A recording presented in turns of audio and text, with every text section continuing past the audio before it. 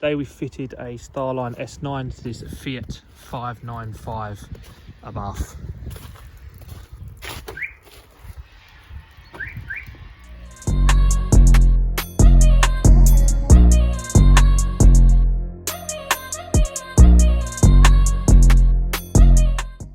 Unlock and lock through the factory key.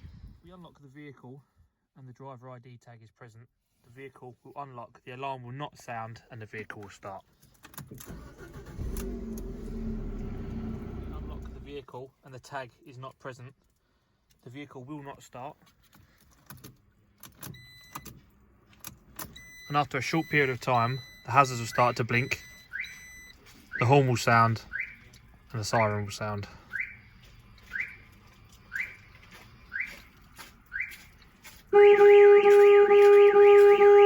Present the tag again. The vehicle will start. 2 driver ID tags. Without this tag, the vehicle will not start and the alarm will trigger. If someone stole your key and the tag, you can also go on the Starline app and press the anti-hijack button, and that will remotely shut the vehicle down and trigger the alarm and the horn.